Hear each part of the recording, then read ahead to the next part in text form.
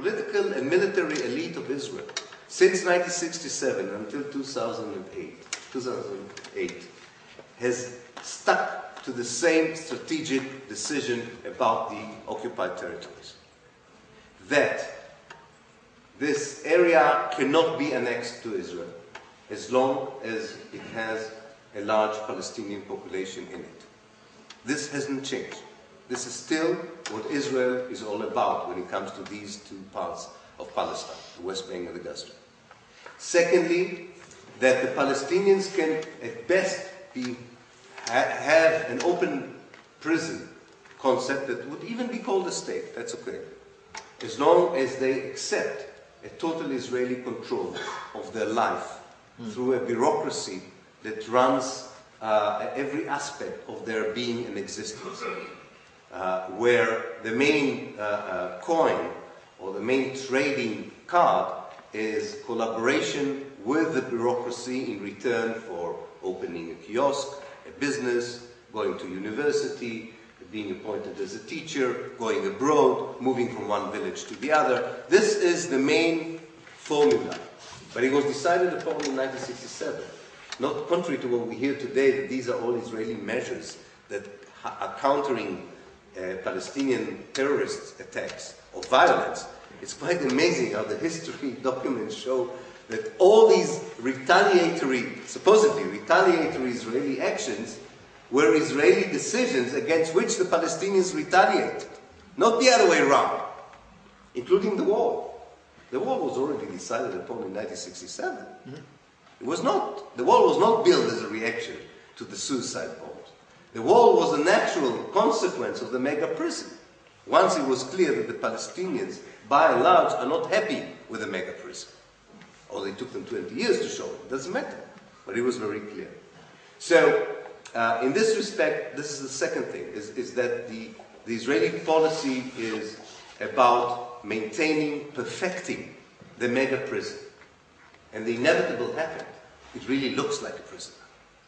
It didn't look like a prison in 1967. It looks like a prison. The bureaucracy became really prison wardens. They were not to begin with.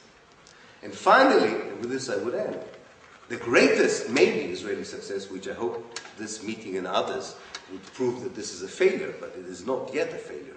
The greatest success is that 41 years onwards, these Israeli policies are not known.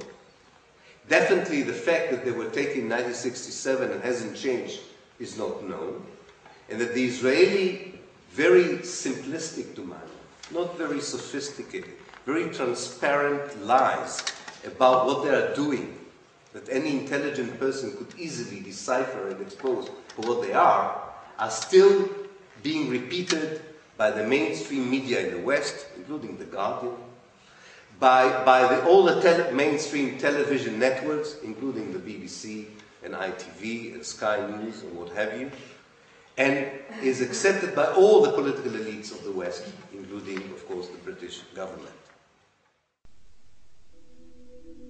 Today, Israel continues to steal Palestinian land in order to build more and more settlements. The security wall that Israel erected is instrumental in this, as it encloses a large portion of the West Bank's most fertile land.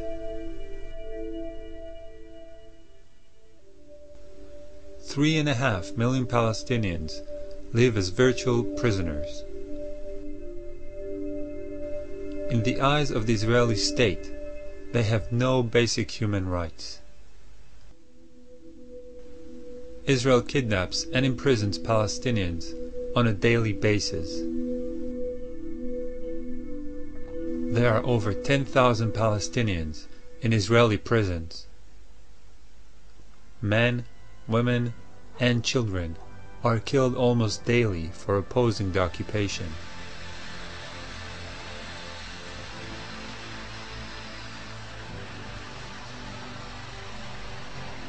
The Israeli state, with its Zionist ideology, won't stop until the last Palestinian living in Palestine is expelled, imprisoned, controlled, or killed.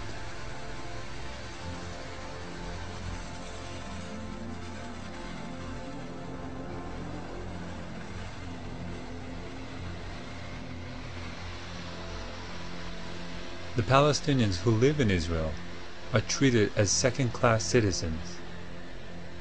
They are excluded from the society and are subjugated by racist policies. Now we're starting to see the settlement. This is the beginning of the settlement to be.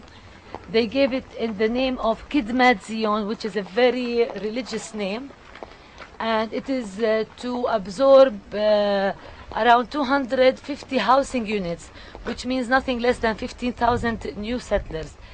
The settlers who moved here are members of the fanatic ideological settlement movement called Gush Imunim. So those are the new neighbors that we have, the fanatic ideological settlers. And you can see that they have not just the army to protect them and to enslave them, but also they have special guarding agents that are sitting on top of their house. So we see that sometimes when the women are getting down to throw the garbage, she has a bodyguard in front and a bodyguard behind. When the women and their children are moving out of the neighborhood, there is a bodyguard car in front and a bodyguard out behind. And those bodyguards, by the way, are not paid by the government. They are paid by my taxes as a taxpayer, because these are private security companies that are paid by my taxes for special requests based on security needs. And of course the security needs are not to protect me as a taxpayer, but to protect the illegal settlers that are moving on my land against my will. And that's the controversial reality that we here live in. These are not only the lands that were confiscated. Behind the mountain you have a vast majority of lands that are owned by Abu Dis overnight were announced as confiscated areas for security reasons, and they won't allow me to move around because at one point I'm sure the security will follow me. But I wish I could take you, like you see the wall zigzagging in and out. Palestinians out, Israelis and empty land in order to grab all that empty lands for the expansion of a settlement to be. Now the bigger picture of Jerusalem that the Israeli municipality is not even hiding is the issue of metropolitan Jerusalem, the master plan 2020 for the metropolitan of Jerusalem, where if you follow the route of the wall, it is bringing Palestinian neighborhoods out and bringing illegal Israeli settlements in to the metropolitan of Jerusalem. For example, Abu Dis, you see how Abu Dis is adjacent to Jerusalem. It's like within walking distance, 5 minutes walking distance, you're in Jerusalem. This is Jerusalem. Internationally, historically, this is Jerusalem.